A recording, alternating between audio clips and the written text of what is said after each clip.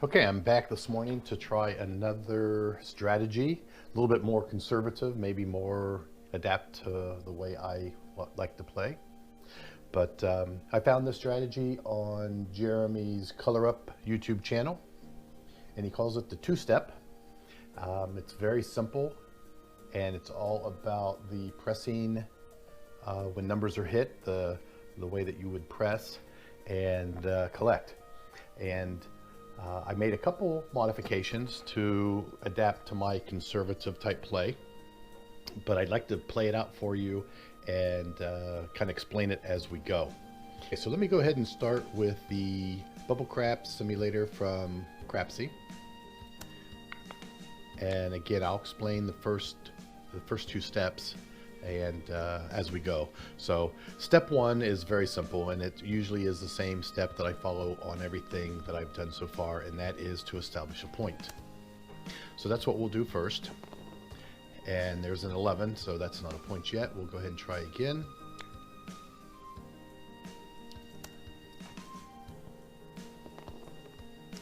Okay, there's a 3.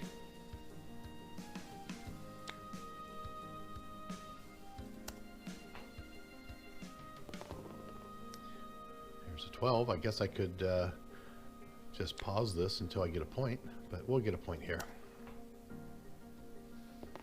Okay, there's a 5. So the point's a 5. So that's step one. Now, he calls this the two-step, so there's only 2 steps, basically. The second step is to follow a betting pattern and press the sister numbers or power press accordingly to the number that gets hit. So let me explain that to you, and I'll bring up a table to kind of show this. But basically, we're going to start off with putting $120 initial bet on the table, and the initial bet is $10 on the 4 and 10, $20 on the 5 and 9, $30 on the 6 and 8. So you've got 60 on the 6 and 8. You've got 40 on the 5 and 9, so that's 100. And then you've got 10 on the 4 and 10, that's another 20. So that's $120. Now, the part that I don't really agree with very much is the person that showed Jeremy this strategy said that he likes to let 2 numbers come out after the initial number is established because he's frustrated on the 0.7 outs. And I'm frustrated on those too, but my thought process, I think, is very similar to a lot of other people, where the dice do not have memory. They don't know if you've just hit the point or if you're 5 rolls after the point. The probability of rolling the 7 is the same regardless if it's 1 roll after the point or 5 rolls after the point. But anyway, he recommends rolling 2 numbers after the point just to get away from the 0.7 out frustrations. So I'm going to roll 2 numbers. So there's an 8. There's the first number. Now, if the 7 comes up, you got to start over. And there's a 10. There's the second number. So now he would place his bets.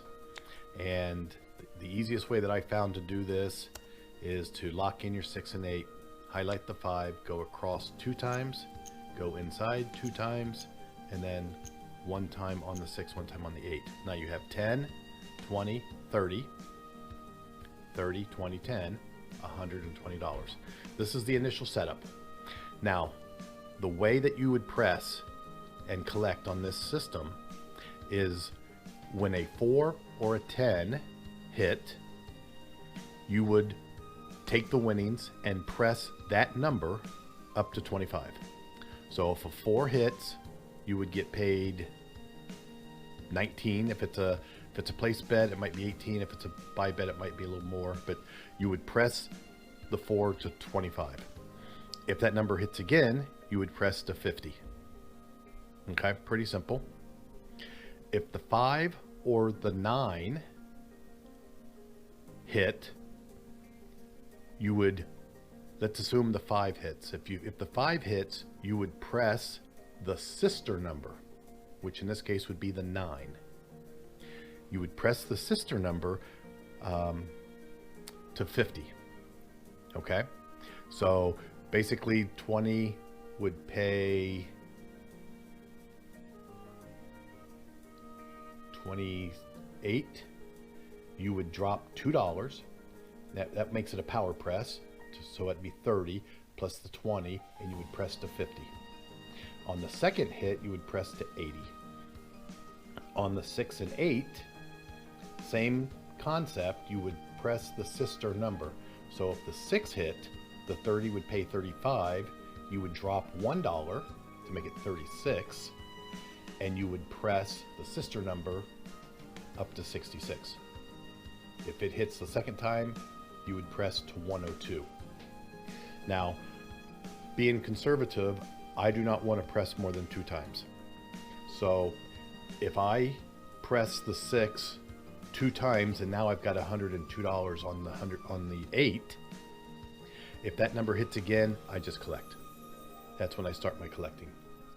Okay, so what I'd really like is to have all my numbers. I'd like to have a black chip on all my numbers, or very close to a black chip. So on the 4, you'd go to 25, and then the 50, and then you'd press one more time to the 100. So you'd press 3 times to get to 100. On the 5, you'd go from 50 to 80, and then the next hit would be over 100. I would collect. And on the 6, you'd go from 30 to 66 to 102, and I would collect. So we've rolled 2 numbers. So over here on CRAPS, the blue number represents the point being hit, and now I've got 2 numbers after the point. So now I'm ready. I've got my bets out. I'm ready to roll. Okay, there's an 8. So the 8 pays 35. I drop $1 to make it 36. 36 plus the original 30 is a 66, but I'm going to press that on the sister number. So the 6 goes to 66. Just like that. Okay. Next number is a 7 out. Well, that was very quick, but that happens. And it happened with Jeremy on his first couple rolls. So we just have to get that shooter that can roll several times, obviously. So let's go ahead and try to establish a point and start this over again. There's a 12.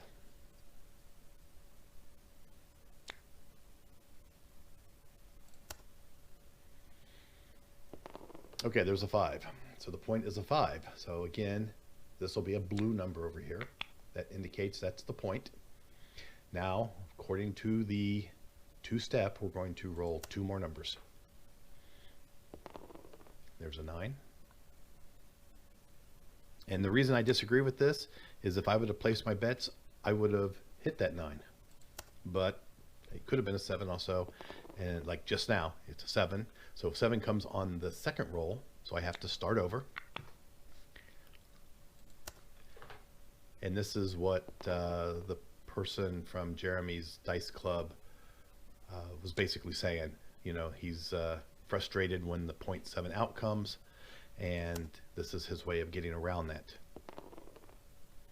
Well, I guess we can roll the 7s and get them out of the way. Let's go ahead and establish a point. Well, there's another 7. So if you're starting to notice, the numbers and the color of the numbers do play some significant role. So the blue is the point.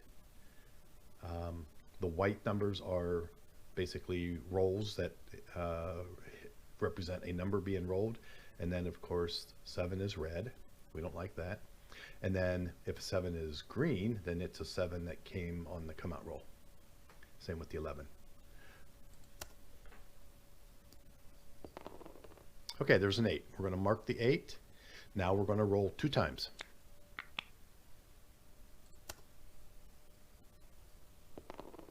And there's a 7 out.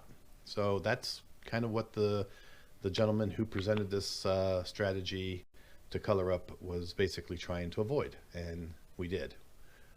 We would have put all of our 120 out, and then it would have all been taken on the first roll. So let's start again. Okay, there's a 6. So this is shooter number 4. The point's a 6. We're going to roll 2 times. There's a 5. That's our first roll.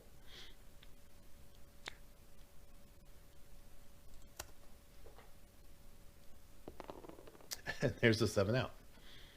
So maybe we'll be able to show this strategy, maybe we won't. Let's go ahead and try to get another point.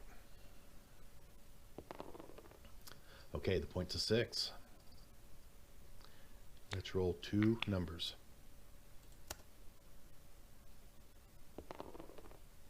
First number's a 10.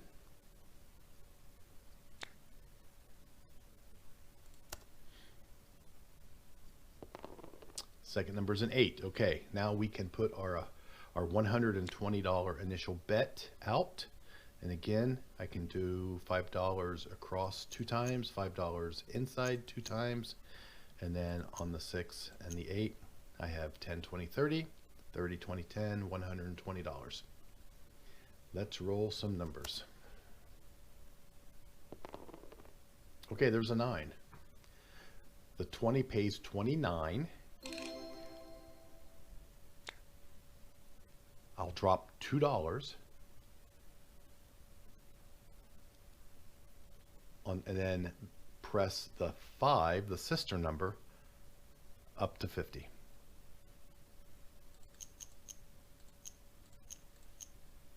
I got a little confused because it's the buy bet paid a little bit more. I think it normally pays 28. I dropped $2 to make it 30, plus the 20 would make this bet pressed up to a 50. Okay, let's roll another number. It's another 9. So again, we're going to now go on the sister number up to 80. And again, I'll put a table up here that explains this. And this table I will put on my phone so I can keep it at the table with me so I don't get confused. Okay, let's roll a number. There's a 4. Now on the 4 and the 10, we actually press that number. So we're going to press the 4 to 25.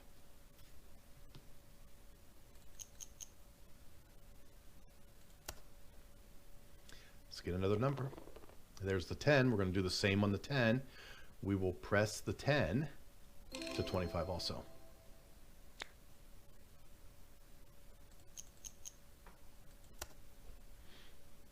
Okay. And there's another 10. So now the $50 number 10 is going to get pressed. I'm sorry, the 25 is going to get pressed up to 50.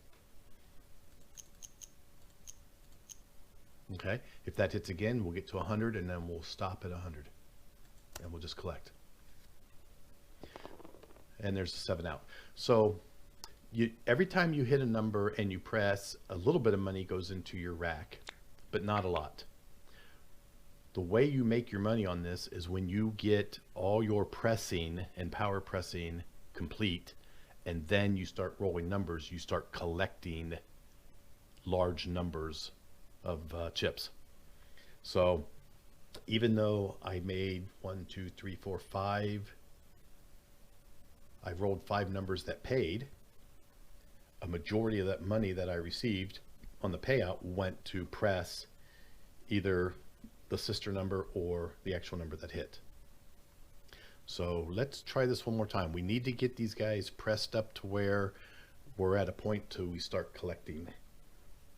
Now, being conservative, you could play a press collect. You might want to only get to one level of pressing and then regress down to the initial 120 to try to lock in profits. A couple different things you can do. Okay, there's our point. It's a 6. Let's go ahead and roll 2 additional numbers. There's a 10.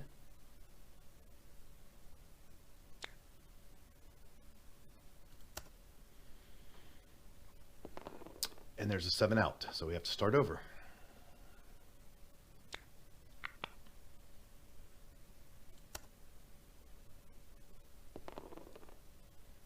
Okay, the point will be a 9.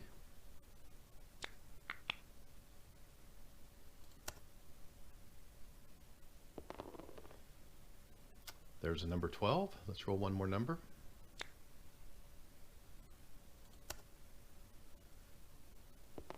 There's a 6. Okay, now we can put our initial bet back on the table.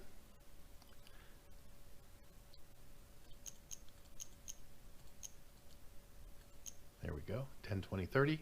30, 20, 10. $120. We're digging ourselves out of a hole again.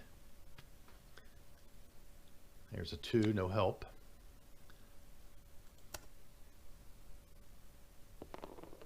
There's a 3, no help.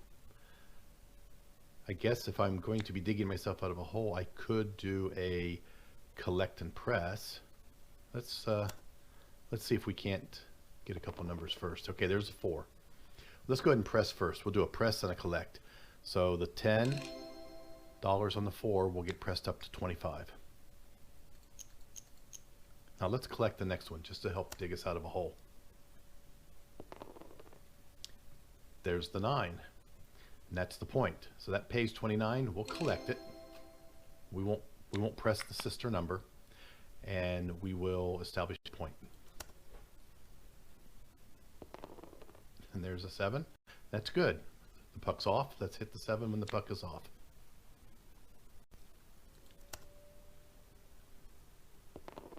Okay, there's a 4. The puck's going to move to the 4. Our bets are back on. We collected our last hit, so we're going to press. There's a 9. So the 20 pays 29. We'll drop $1, make it 30. 30 plus the original $20 bet bumps us to 50 on the sister number. Just like that.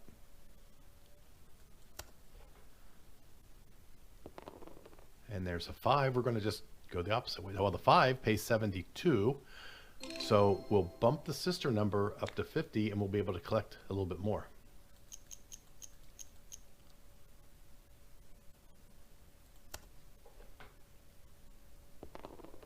There's an 8. 30 pays 35. We'll drop $1, make it 36. And that'll bump the sister number to 66. Oops, too far. There we go.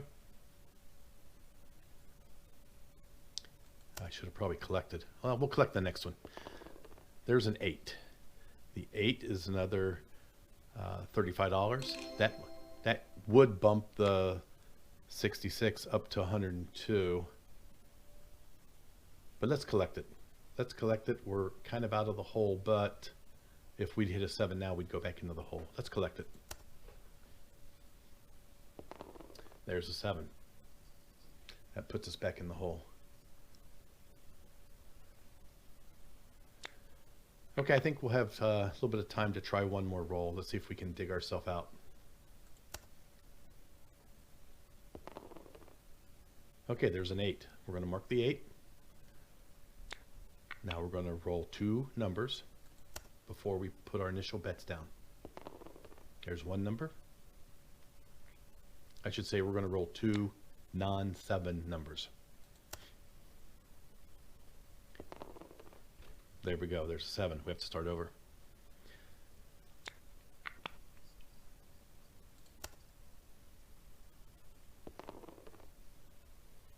There's an 11. That's not a number here. Let's go ahead and get a number established. Okay, there's an 8. We'll mark the 8. Now we'll roll 2 numbers that aren't the nasty 7. There's a 9. Let's roll one more number.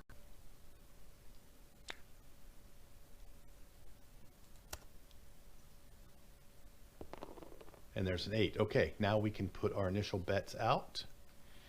Let's make sure that 5 is highlighted. It is. 2 across, 2 inside, 1 on the 6, 1 on the 8. There's $120. And let's roll some numbers. Okay, there's a 9. Okay, the 20 pays 29. We're going to press the sister number.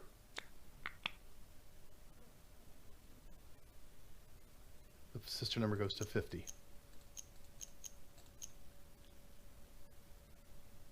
And we're going to roll. We'll collect. There's another 9. That's a winner 9. That pays 29. We'll collect that.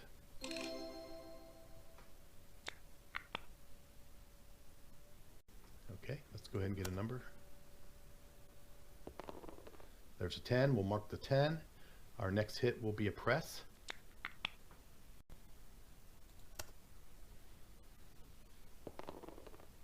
Seven out. So,